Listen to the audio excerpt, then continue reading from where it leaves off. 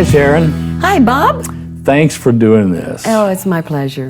You know, I've really been excited and looking forward to today since we first met a few months ago.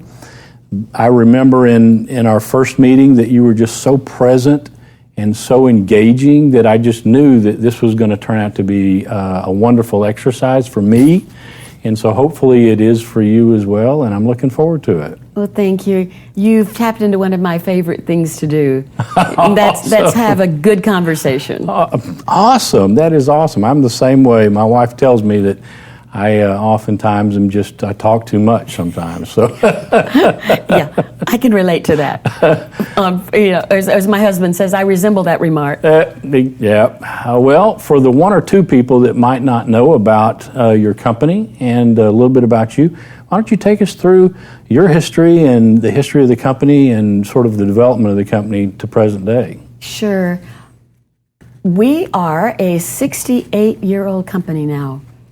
So I figure my dad must have done something right for us to last this long. Yes. But I think one of the keys for him was that he was always open to the latest innovative technology. So that's kind of been our pattern with each decade. Sure. But where it started out was just after World War II. He came back and was able to study that brand new, exciting field that we call social psychology. Right. And so the good old GI Bill enabled him to finish. He had started college before he enlisted and became a bomber pilot. He flew 19 missions. That's amazing. Before being shot down by the Luftwaffe. Oh my goodness. Happily, he and his entire crew did survive. Awesome. And every one of them lived to be a ripe old age. Outstanding. Great ending. But what he noticed is when each of the men were returning from these life and death missions, they would recount the story of what had just transpired.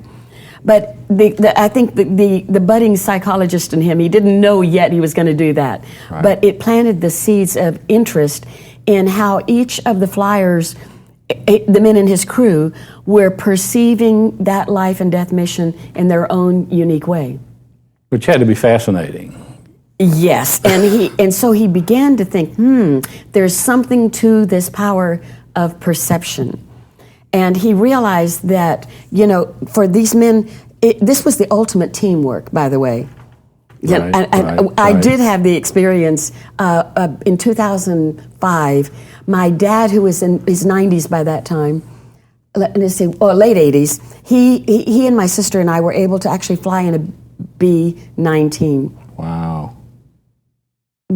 Okay, that's what I got wrong. It was B-17 bomber, and he flew 19 missions. There we go. So the B-17, Boeing 17. Okay. And what amazed me is it was a reminder how primitive, really, those things felt compared to what we're used to nowadays. I can imagine. But, no instruments. I said, when a plane would be shot down, they would just fill in the formation and keep going. Oh my God. But anyway, so he comes back to the University of Houston, in fact, right, and resumed his bachelor's degree, and then did a master's in IO psychology. At that time, he and the grad students started a theory of interviewing people that were in the workplace. And basically what he was doing, he was interested in how do you take good, healthy, functioning employees and help them to be even more effective by being more self-aware and more others aware. Right. So what was a big shift at that time that was so exciting to me when I later learned a little bit more about the impact of the new social psychology at the time, is that I, from my reading, prior to the Second World War, most people thought of psychology as something that addressed mental health, and that meant really mental illness. Right, exactly. They were more worried about curing things that were wrong with people. And a lot of stigma attached to all of that. Absolutely. Still is somewhat, but we've come a long way. Right.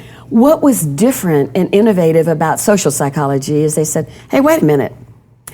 dentistry stopped just waiting until the tooth was abscessed and then you pull it.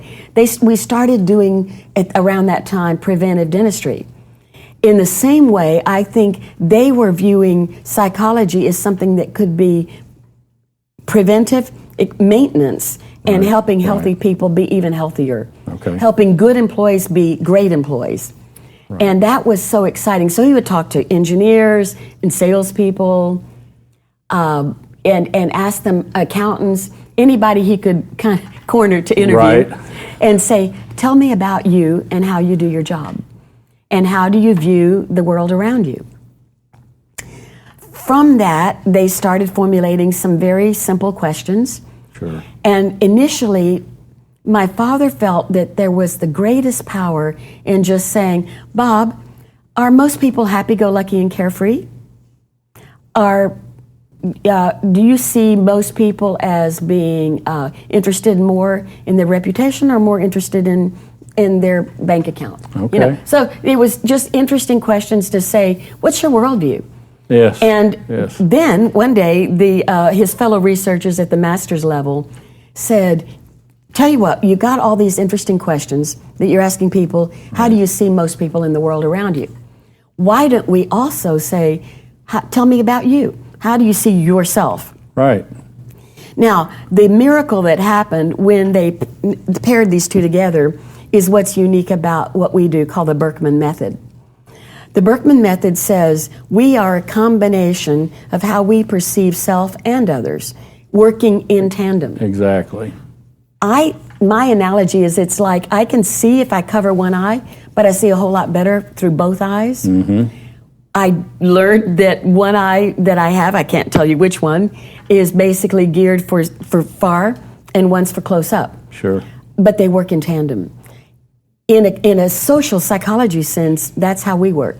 We see ourselves and we see others in a social context. Right. So you might be interested to know that the original name for the assessment that we now have, the 68 years on, was called a test of social comprehension. Oh, okay. Yeah, so how well do I comprehend people around me? Okay. And he felt like that was where the real meat was. That was where the value was. Tell me how you perceive and expect others to behave. Right, exactly. When we put the two together, though, you got an even more interesting, broader, deeper, richer view of social behavior. Sure. And the reality is, as we know so well, none of us can survive in true isolation. The worst punishment you can inflict on a human being is putting him in solitary confinement. Right. It's nothing crueler. I've heard that many times. Yes, and we are designed, we're born to be social creatures. Right. We're born to need others. Exactly. So, one of the greatest lessons I've learned in 16 years of leadership is the smartest leaders know their strengths and their limitations, and they hire the people that are strong in the areas where they know they're weak. Right, exactly. And because we're wired, we're born to need one another. Right, exactly. And so strong leaders lead to recognition, lead to strong leadership principles that they deploy, and part of that, I understand you were recognized as an EY Entrepreneur of the Year. Yeah. How was that process? What was that like? That was fun because, it is a family business. Right. We're 3 generations now. My dad lived to the wonderful age of 95. Came to work every day till he was 93. Wow. And would have kept coming except, physical frailty made it difficult just the last 18 months or so. Oh, my goodness. But we have my daughter working in the company actively, doing new products and innovation. That's awesome. She's super creative, and that's her sweet spot. That's outstanding. Well, I know also as part of all of this process, you wrote a book. It was published, in 2013? 13. Josie Bass, Division of Wiley, published our book called The Birkman Method, Your Personality at Work.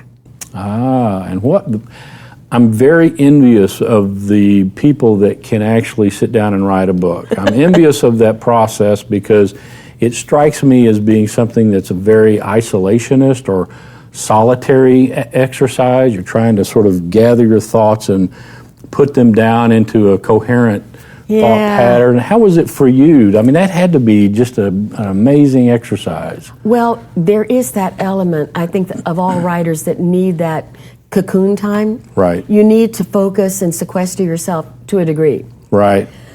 Excuse me. Writers like me, though, who are also very involved in a company. Right, exactly. I was able to, one of our people that was working with marketing and public relations connected me to a Wall Street Journal editor. And happily, this editor had recently won accolades, for a book called Leadership Lessons from the Antarctic. And it was about the survival of Sir Edmund Shackleton and his amazing expedition. Oh, yeah. In 1917, where he was stranded down there for 2 years. Oh, my goodness. Now, when I read the book, I thought, I don't know how they survived 2 weeks. Exactly. But they managed, all of them came back alive. And like my dad's crew, they all made it back. And they credited much of that to his savvy and expertise as a leader. So Stephanie Caparel had done this book with a business consultant and had that experience. And I thought I really liked the format that she had used and realized I think she'd be a good partner for me. And what she allowed to happen is that she collected about 70 actual interviews from our consultants that do the Birkman Method. Right. And then spent an hour on the phone from New York City after she'd get home from the Wall Street Journal. Right. She'd sit and schedule these calls over months of time. Oh, wow. And so in the story, we were able to cite 11 different applications of the Berkman, 11 different ways they can be used to help people. Sure. And then we would sort of had this little ending that, had the Berkman at work. These are true stories of how it's actually been applied by named consultants. Exactly. And I understand, I spent some time in the book, and so I understand that there's a lot in the book that talks about conflict and conflict resolution. It also talks about, other areas of categories and definitions of our personalities and sort of self-awareness. But a lot of conflict and conflict resolution is in that book, and that's a lot of what the Birkman Method is designed to try to achieve. And it struck me that how necessary is that today? I mean, we've lost, it seems like, the fine skill or art, whatever you want to call it, of civility. Yeah. And it just seems like we've lost the ability to relate to each other.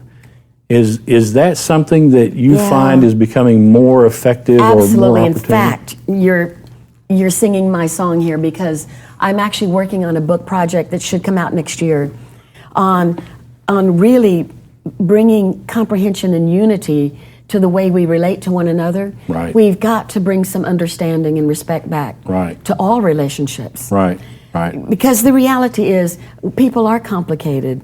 None of us are easy. Right. And the very thing that is our strength can also become the irritant, as our spouses know so well. Exactly. But the fact is that we desperately need each other.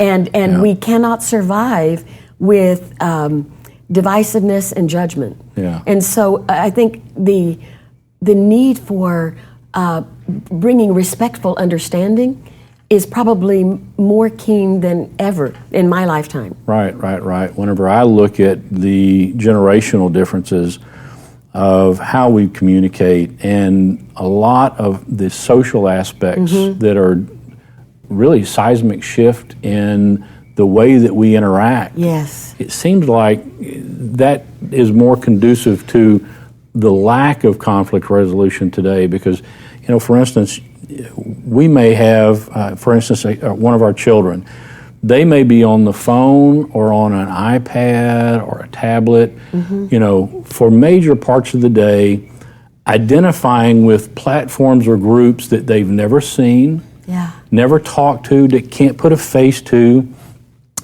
And there's two things that I think seem to happen from that. One, they seem to get all of their information or how they're informed about their community and who they relate to through this anonymous cloud of who knows who these people are. Yeah, ultimately that's not satisfying. Exactly. Because we are human beings. Right. and we need other human beings in a real sense. I think the pendulum's going to swing back. I really do. I don't know how soon, but I think that the intrinsic need is so powerful that we'll come back. Now, what's interesting about this whole generational discussion, for me, from a social science standpoint, is this. There is so much in the business world, there's a lot of chatter about, well, you know, those millennials. Well, okay, it might interest you to know that after my dad had passed away, I was going through the files. We had to make some changes at the office. One of the changes technologically is that paper files are being traded out for digital files. Exactly. So he had this beautiful big wooden file cabinet, and I'm trying to make sure that I don't throw anything valuable away or we scan it. So I came across an article that was talking about the generation of today, and they're too self-centered, and all they care about is their technology, and their attention span is this long. And then I looked at the date on the article. It was 1997. There we go. And I thought, interesting. And then you can go back to the ancient Greeks that were saying the same thing about their generation. But here's the thing we found out. This is fascinating to me. At the level at which the Birkman Method is viewing our behaviors. Okay, now get ready for this. We see no dramatic differences between generations. So whether you're looking at a profile summary for a 22-year-old or a 62-year-old, you won't be able to look at that information and determine age.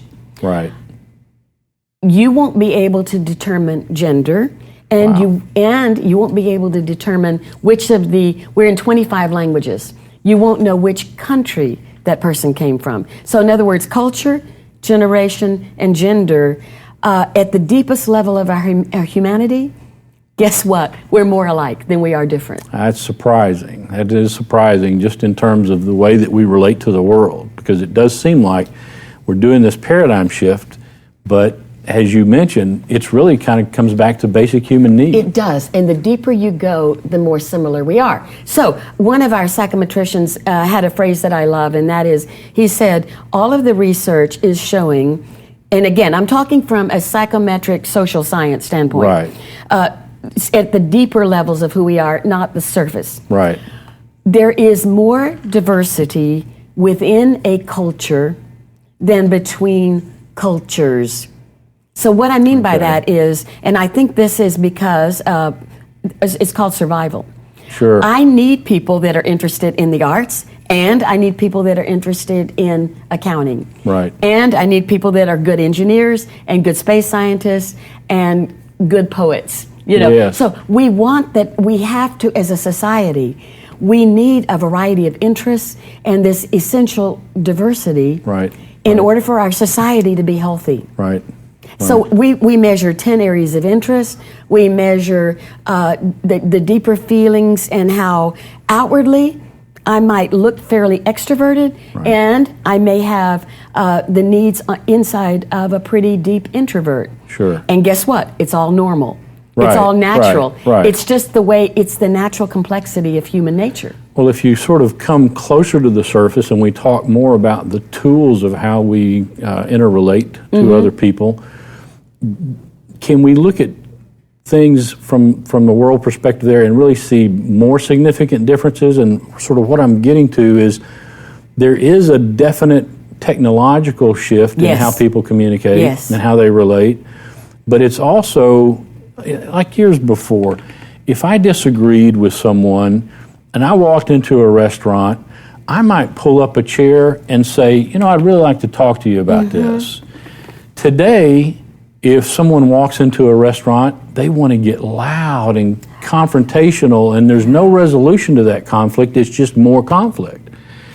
Is there a need now, a greater need now, for the tools that, for instance, the Birkman Method deploys to resolve some of these conflicts in a more healthy way? Bob, I sure hope so. That really is one of the themes of the book I'm working on now. Is that hopefully we can learn to, if you can, you know, the Olympics learned this lesson years ago. They found that their viewership interest on television went up incrementally and exponentially if they told you a little story about the human being. Exactly. And now, all the reality shows like The Voice, they give you, or America's Got Talent, Exactly. you get the little backstory. Well, in a way, that's giving you the opportunity to feel more connected.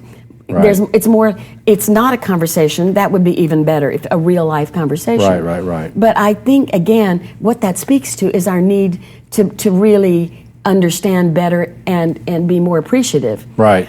Appreciation, understanding, respect brings that civility you're talking about. So when we look at this conversation too from an economic perspective, the things that they're talking about now seem to really bring this to even a higher priority, because what they're telling us now is that even today we have more human resource than we need to meet the needs, the fundamental needs of the entire population of the world. Mm-hmm. That's going to shift more and more in that direction, where in 20 years and in 50 years, we're going to need even less human resource, which all that does is equate to, well, what are we going to do with the human resource that's not in that pool? And how is the stress level going to be elevated for those that are trying to compete for the same level of economic opportunities, mm-hmm. right?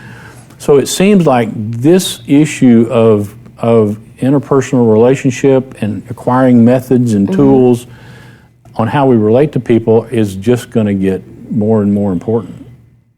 I think so. Because however much artificial intelligence and robotics can make our lives easier in some ways, at the end of the day, it doesn't change our essential humanity. Right. We're still human beings walking around with skin and with normal human needs. And I really do believe that somehow, I have a lot of confidence, frankly, in this young generation. And, I have to be careful. I can't say, well, I don't want Barnes & Noble to go away, because I like a brick and mortar bookstore. Right. I like to just walk up and down the aisles and discover things that I wouldn't even know to search for on the internet. Sure. And so yesterday I'm at a board meeting, and one of, 20-something millennials says, brick and mortar stores aren't going away. It's too much fun. We've been going out to markets since tribal days and medieval markets. We want to meet people. We want people that are working virtual. Oftentimes they'll say, I got to go to a Starbucks because I need to be around people. Right. I need to hear conversation and feel the energy that I get from other human beings. Exactly. I don't get it from a computer screen. Now, that isn't to say that social media and technology hasn't been tremendously important and empowering. It's here to stay.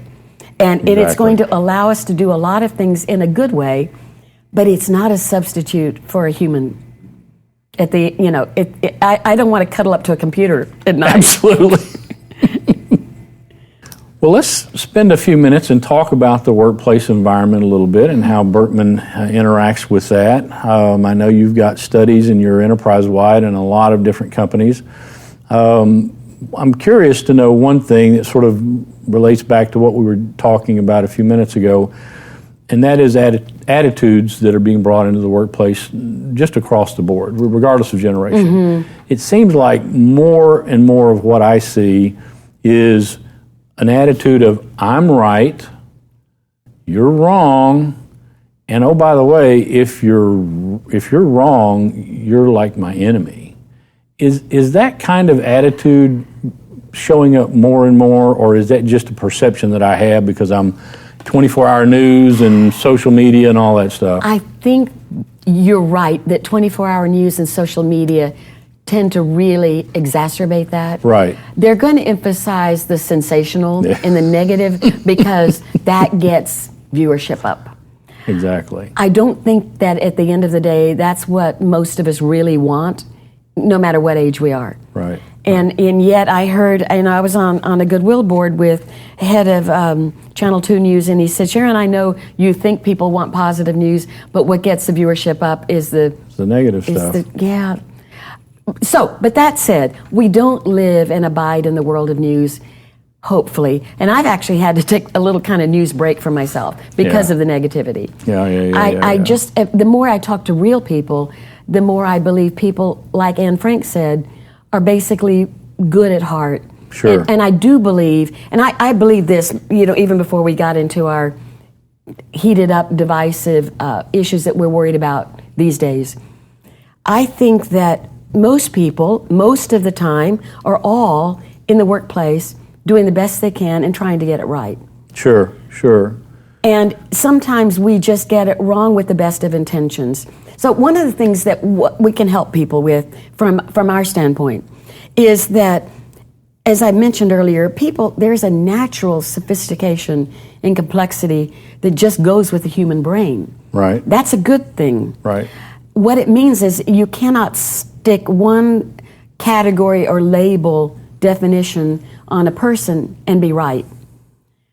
There is just too much that's interesting and oftentimes paradoxical. How do we communicate that, though, to the people that are on the other side of that conversation that want to make others one-dimensional? And so, okay, you're this, well, that means all of this about you. Right. Well, that's where stereotypes always fall short. Right. Stereotypes work up to a point because that's why they became a stereotype. Right. But they're never accurate.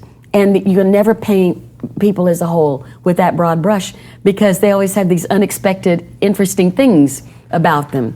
And so Berkman says, okay, let's shine a light on that. None of us is perfect. Right.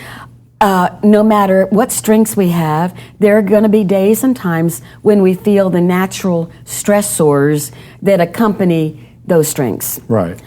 So what our message is to say, the golden rule is a wonderful thing. However, if I apply it to human behavior all the time, I may get myself in trouble. So for example, if I value someone who's always very candid and straightforward, what we Texans would call a straight shooter. Right. If that's my priority and that's what I want from you, and your priority is to be very careful and diplomatic, right, I may perceive that as, is he being honest with me? Right. And so what we can do is we can quantify that. We can say, here's the reality. The majority of people will say, I want you to be candid with me. I want to be candid with you, but I'd like you to be a little more careful with me. Just a little. Sure. Be a little kinder. Don't hurt me Tell too me much. the truth, but do it in a pretty nice way. Right, please, exactly. So that's human nature. Yeah. Now, there are people that they honestly like to be candid and straightforward all the time, and they like others to be that way all the time. Right. There are others that like to be careful all the time and like others to be careful all the time. Right. And then there's the kind of bell curve where most of us land somewhere in the middle, as I said, saying, I will tell you, Bob, that I want you to level with me. Be very straightforward and tell me like it is. Yes. Provided you do it with a little bit of cotton wool, a little careful there. Just, don't wound me too badly. And so as people are informed about those kinds of things and those relational points that you just brought up, are you finding that they're able to employ that knowledge in the way that they relate to other people? Is it a natural tendency for them to start to do that? I think so. So I started to say, the golden rule works much of the time. Right. And clearly, when it comes to acts of kindness and all, we do want to treat others as we'd like to be treated. When we take it to the personality and perception level, what we can show people is that, for example, a person, one of the things that's easiest to talk about is their social energy, their social needs. Right. I often see a pattern where people will say, yeah, I like to be around people all day, provided I can get this much or this much or this much alone time to counterbalance that. Right. If a person is, say, my colleague, they may fall anywhere on the spectrum of 1 to 99%. We look at their outward behavior, that's what we call their usual It's always positive. It's always seen as a productive strength. Usual behavior is a good thing. Sure. And in addition to that, we have our recharging needs. It's kind of like that part of the tree that's the root system versus the part you see from the ground up, the trunk and the leaves. So our usual would be, I can identify that, I can see the trunk, the leaves, oh, that's an oak, or that's a pine. Right. That's obvious. What I can't see is that root system that's holding that tree up. But that root system is what's nourishing the tree. Absolutely. So is it getting enough water? Is it getting the right soil? Is it planted in the right amount of light and shade? Because those roots are what are going to determine the health of the tree. In Birkman terms, we can say, look, we may look one way on the surface, and our needs, once we're understood, can be quite the same or quite the opposite. So if my need and your need happen to be the same, maybe it's real easy naturally for us to click. But if they happen to be polar opposite, there's no right or wrong to that. But if we can sit down and talk about it and have a civil conversation. Can you please? and what we do is we diffuse the judgment. We say, look, just like an orchid needs dry soil, a ficus needs wet soil. Right. We don't get mad at the orchid because it doesn't need more water. Exactly. So we don't get mad at people because they need more time alone or more time with a group. Exactly. But we understand it. And if I work with a person, then when they want to either have more social or less social time, I don't judge them for that. I just say, oh, sure, you go get your needs met. Sure. And then I'll see you tomorrow. We'll work together better. And as a manager or an owner, entrepreneur, you can actually pull from those kinds of knowledge databases or Absolutely. tools to create the kind of teams that you want. And for sure. And that's one of our big applications, is helping people, because teams change, and we change depending on the team environment that we're connected with at that moment. Exactly. But if you go in forewarned and armed with that knowledge, you, just like a landscaper, it depends on the terrain, it depends on the shape of the house. Right. Well, a leader can go in and say, let me put together the best team for this project. Now, it might change next year, or it changes as employees come and go, as inevitably they're going to do. Right. But if I go in, take the defensiveness and the judgment out of it as much as we possibly can, and then we can go in with that appreciative knowledge of how that team is going to be most effective, and then just say, here's how you truly understand. You'll get each other at that deeper level. That means you can truly show up each day being yourself, right, and allowing that other person to wholly be themselves. Exactly. And one of the big things that I hear most often from owners, entrepreneurs, managers who are trying to run a business is that it's so hard to find good people. It's so hard to find people that fit with what they want to do. And what I've found in talking to them is they're really trying to find more of them. They're trying to duplicate themselves. Yes. And that's not always a good thing. It's a very common trap, though. It's so easy. Birds of a feather flock together. Right. And the truth of the matter is, Bob, most of us are have a tendency to naturally want to veer toward what's comfortable for us. Right. So we tend to want to create the organization in our own image. Right. That's not necessarily a good thing for the organization. Exactly. Because you want that essential diversity. You need some perspective change. Because if an accountant sees the world the way an accountant sees the world, and they just populate their organization with a bunch of the same vision people, then that's all they're going to get. And it's going to be a very one-dimensional company. It is. So one of the things that we do most often is we start by looking at the team as a whole, right, and where do they fall in terms of their perceptions from all different angles, their perspectives. Sure. And you want to encourage as much diversity as you can of viewpoints and of talents. I can honestly say to you, if I hired everybody just like me, Berkman would have gone bankrupt years ago. I know the feeling about that. So I cannot tell you how much I value and treasure the people on our team that have this wonderful array of talents, of things that I couldn't begin to do. Right. Data science, high-level accounting, operational things that I so appreciate that we can all work together to get it done. I recently read some research, and I want to read this to you because I want to make sure I get it right, and I want to see sort of what your thoughts are about it. The research that was done suggested that when work has meaning, it can turn purpose into performance. Now, because purpose and meaning can be interpreted differently by different people, is that something that if they had a tool like the Birkman Method to deploy in each individual situation, is that something that could be utilized to help develop?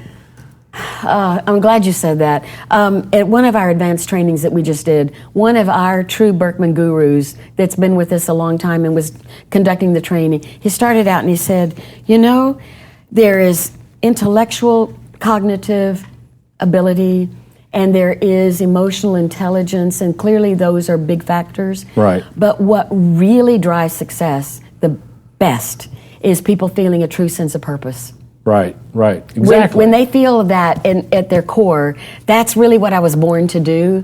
There's nothing more motivating than that. So whenever I look back generationally, and I go back to even the beginning of the Industrial Revolution, and I just walk my way through the timeline of that, it seems like that our grandfathers had a perspective of and our fathers, let's just do better. Let's make a way for ourselves in the world, make a place for ourselves to be able to live and survive.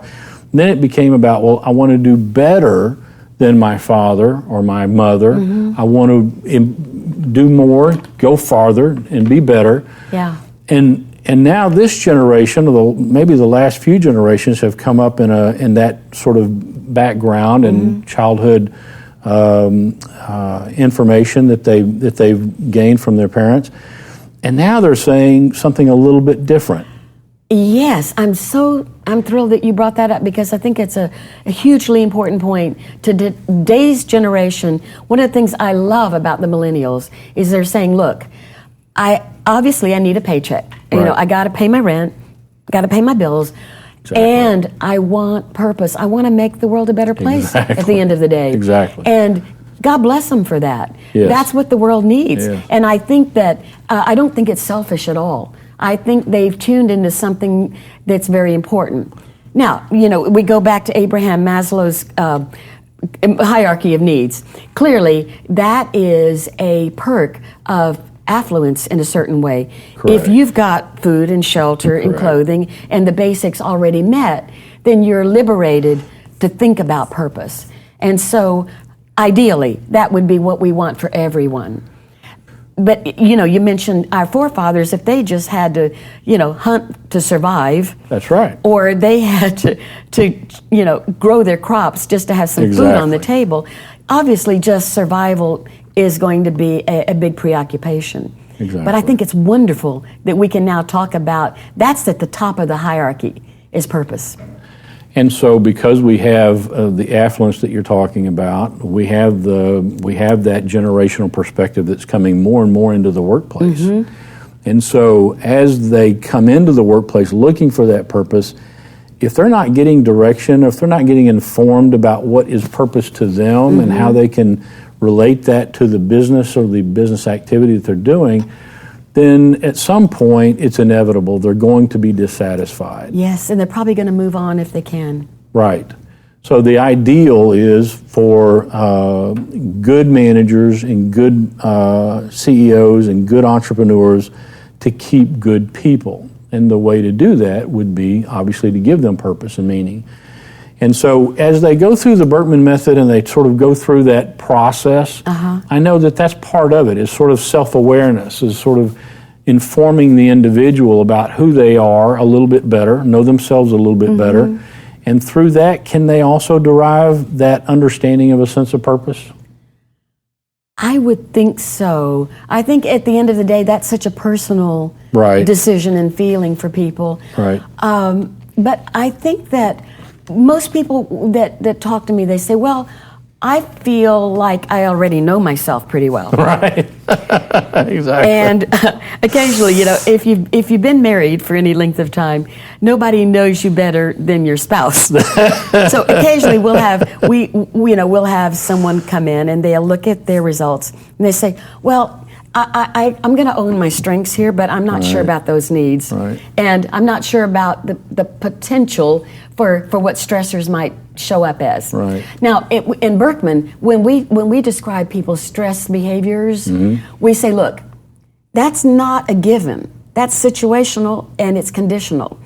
It's like when I drive my car and all of a sudden the red or orange light comes on and says, check your tires. I know I better pull over and check my tire pressure. Right. But it doesn't mean I drive around all the time with that light on, because of course I don't. Right. Or, it's just a warning light on the dashboard. But we all have those moments when we can flip over into that, and nobody knows that better than our beloveds, our spouses or our family. That's the They'll truth. say, if they say, no, I don't think that's me, and then, you're tempted to want to say, you want to ask your spouse about that. And they'll always say, oh, that's you to a T. Right. That's exactly right. So this might be a little bit of a challenge, but I wonder if you might have an example in that you could pull from that would say, all right, here's a business owner or a manager who is really getting it right in how they put their teams together and how they give their staff and their teams purpose and meaning, or how they're putting more understanding into the work. Is there any example that you could say, here's a situation where I can tell you these people are getting it right? Yes, there's a couple of them. One right here in Houston is a company called Southwest Electronics, Right. which the founder will tell you that it's grown and thrived. He was a good personal friend of my dad's. Sure. And they've thrived over the years because he made it a Berkman culture through and through. Okay. Another great example, this happened to be the national Ernst & Young winner in 2016, Okay. is a company in Atlanta. It started out as a little entrepreneurial internet company with 2 or 3 guys. Right. And it's now I think the last I heard this recently, $2 billion company, MailChimp. Wow. And they are hugely successful. I love to call them my Berkman saturated company. And they will they use Berkman from the moment they hire to put all their teams together. Because they're an email marketing firm that's just exploded with growth, Right. They value their people and they value the weirdness of their people. Right. So you go visit their wonderful offices in Atlanta, and there's a lot of attention paid to making the culture fun, kind of like the Silicon Valley Yep. companies. And they also really pay attention to that human side of the people's personalities and how they onboard them, how they put them in teams, how they career path them Right. through the life of the organization. Sure. And so, they've been a wonderful, what I call poster child company.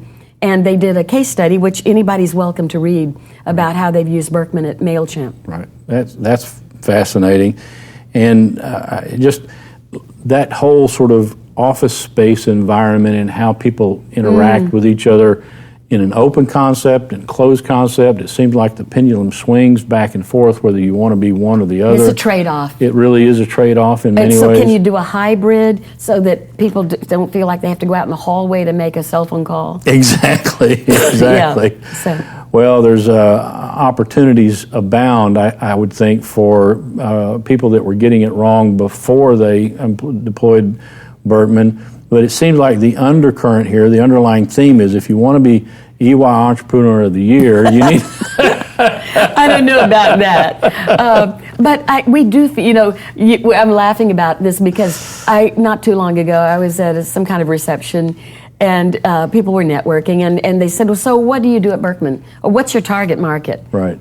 And I said, well, any place you work with people. Right, exactly. So they said, well, that's kind of broad. And I said, well, yeah, but anytime 2 or more people need to interact, Exactly. we feel like we can be useful. So in our top 3 applications are coaching, and at any level, but mostly tending over history to be more the manager and executive level.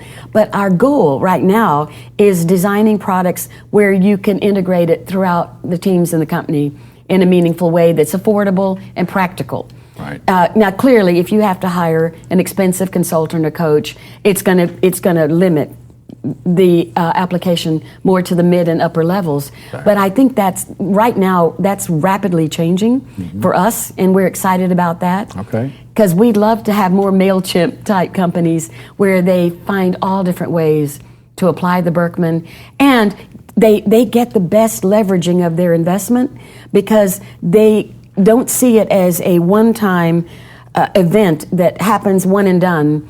It's something that's a living, breathing instrument that continues in different ways to apply to the life of the employee and the manager or supervisor working with that individual or that team.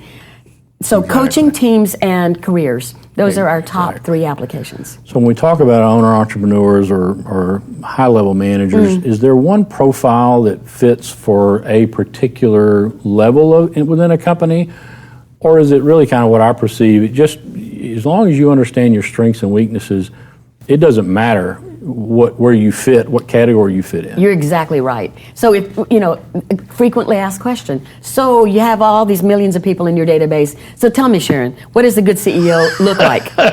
So the next question is, well, Bob, what kind of industry? What size company? Right. Is that person emotionally intelligent leader? Exactly. Are they aware?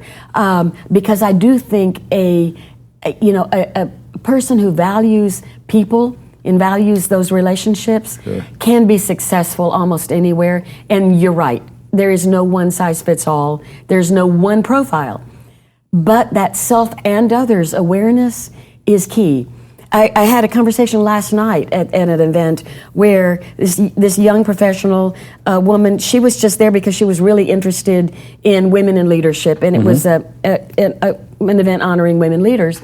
And she said, I've realized, and I think she was 28, 29 years old, she said that my skills in STEM and learning engineering and IT got me up to this level, but I realized if I want to go to the next level, I have to be good people manager. So she said, I'm working on that. And she took my card. But I think she spoke the truth. Yes. Because your technical skills can get you so far, but if you do aspire in any way to become manager, supervisor, and above level, you have to value that people side of the organization. Sure. I would like to sort of talk a little, for a few minutes at least, like I like to do every time I get together with a guest, about students, because I'm hopeful that we have students that will view these from time to time. And so the thing that I'd like to talk about in this area is it just seems to me that students today are really terribly ill-equipped to have these sort of interpersonal relationships or have the tools that are necessary for that. Are you seeing any of that? And of course, it's different if you're raised by a parent who has those skills and they're informed by their parents on how to do that. But if they're not, are you seeing some of that sort of in play now, that they're really not equipped well? And of course, I don't know that I was ever equipped well whenever I came out of high school either, but I think that some of the similarities of struggle are still there, but you just mentioned something that's really one of my all-time passions, and that is, I feel like one of the ways we can be most helpful is as students are leaving high school going to college, and college going to their first jobs. That's where many of our consultants have talk about passion, have a true passion to work with the college age students. Excellent. One of the areas where we've been very excited about is right here in Houston, the Wolf Center for Entrepreneurship, which is, I met up with Dave Cook, and he's been using Berkman out there now for 5 years, and it's spread to the MBA program, the exec ed program. The goal eventually is the whole business school. So we're working on that. But with college students and high school students, they're, in many respects, they have an instinctive sense of where they kind of hope to land, but oftentimes having the affirmation of a validated social science product like ours be able to confirm that for them, or the parents can be really, really helpful. And just like the rest of us, you know, people can look very mysterious to us. Right. That's and right. So I like to say any flashlight in a dark cave can be useful. Birkman is not a silver bullet, but my goodness, it can be a helpful tool. Yes. And just starting that, what we like to call not a feedback, but starting a conversation. Well, along those lines, Sharon, are having that tool, is it becoming more prevalent? Is it something that schools are starting to recognize the need for, either at the high school level or the college level, and bring those tools in to try and inform their students how to get prepared for the workforce? I think so. I think technology has made it possible for many, many more new startup assessments to show up. You know, in my dad's day, it was manually laborious. Right. He used index cards and typewriters, you know, and so it took hours to hand score and hand type and deliver one Birkman Method. He used to laugh and say, you know, on a big day, Sue, Birkman and Associates was my mom and dad, and one typist. Back in the earliest, they struggled for a long time. Oh my. But he said, on a big day, we could get 3 to 5 Birkmans out in one day. Now we do thousands and thousands, you know, per week, but and can do thousands in a day because of technology. But to your question, I think that as what I see is time is always the enemy. So if you're not careful, you know, if you use something that's just quick and easy, it may be shallow and not give you a lot of what you really need to know. Yes. So, but one of the things that is happening, if we can, at Berkman, we've worked to make some of the reporting more self-understood, so it's not quite so necessary to have a highly trained consultant. Consultants will still have their role to play in a very important, meaningful way. Okay. But if we can make it so that students can just read it for themselves and really get some good value, so that counselors aren't burdened, I think that we will be able to help a lot more students, and that's what we're working on. Right now, though, there are still plenty that are using it with some amount of coaching, some amount. I still think there's huge value in having any available conversations so that people can be a sounding board for one another. Yes. And there's great value and power in that, yes. which is why Berkman over the years has said that our business model involves not just reporting, but people to have conversations like you and I are having. Exactly. Because that's where the magic happens. Absolutely. I could not agree more with that. And you're not just partnering or working with the University of Houston. You have several other universities, right? Hundreds of different schools and universities. Outstanding. And so, including in other countries besides the U.S. Well, that's outstanding. That's amazing. So if someone wanted to find out more about you or about Birkman International, what's the best way for them to do that? The easiest way is just to go to BIRKMAN, Berkman.com. Okay. Come to our website, and from there they can explore all the different ways that Berkman can be used, read case studies, contact us directly to get more information about either, excuse me, on an individual basis, experiencing Berkman, having it for a student, a son or daughter, or a colleague, a husband, wife.